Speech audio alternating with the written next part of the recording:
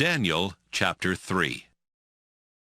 King Nebuchadnezzar ordered a gold statue to be built 90 feet high and 9 feet wide.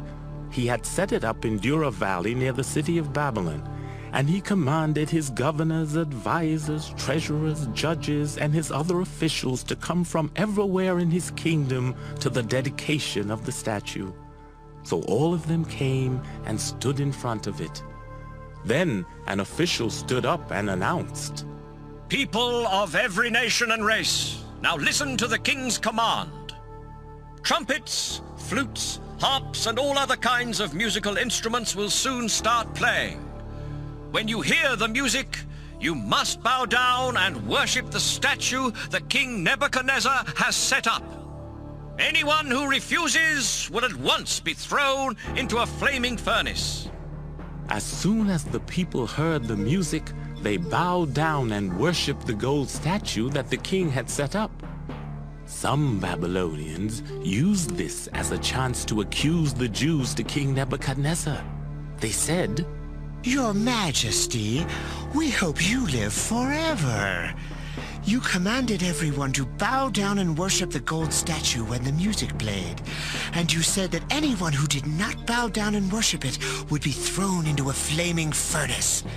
Sir, you appointed 3 men to high positions in Babylon province, but they have disobeyed you. Those Jews, Shadrach, Meshach, and Abednego, refused to worship your gods in the statue you have set up." King Nebuchadnezzar was furious, so he sent forth the 3 young men and said, "I hear that you refuse to worship my gods and the gold statue I have set up. Now, I'm going to give you one more chance. If you bow down and worship the statue when you hear the music, everything will be all right. But if you don't, you will at once be thrown into a flaming furnace. No god can save you from me." The 3 men replied, "Your Majesty, we don't need to defend ourselves. The God we worship can save us from you and your flaming furnace. But even if he doesn't, we still won't worship your gods and the gold statue you have set up." Nebuchadnezzar's face twisted with anger at the 3 men, and he ordered the furnace to be heated 7 times hotter than usual. Next, he commanded some of his strongest soldiers to tie up the men and throw them into the flaming furnace. The king wanted it done at that very moment, so the soldiers tied up Shadrach, Meshach, and Abednego and threw them into the flaming furnace with all their clothes still on, including their turbans. The fire was so hot that flames leaped out and killed the soldiers. Suddenly, the king jumped up and shouted, "Weren't only 3 men tied up and thrown into the fire?" "Yes, Your Majesty." The people answered.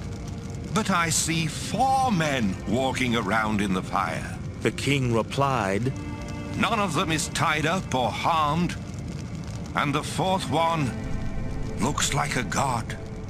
Nebuchadnezzar went closer to the flaming furnace and said to the 3 young men, "You servants of the Most High God, come out at once." They came out, and the king's high officials, governors, and advisors all crowded around them. The men were not burned. Their hair wasn't scorched, and their clothes didn't even smell like smoke. King Nebuchadnezzar said, "Praise their God for sending an angel to rescue his servants. They trusted their God and refused to obey my commands. Yes, they chose to die rather than to worship or serve any god except their own. And I won't allow people of any nation or race to say anything against their God. Anyone who does will be chopped up, and their houses will be torn down, because no other god has such great power to save." After this happened, the king appointed Shadrach, Meshach, and Abednego to even higher positions in Babylon province.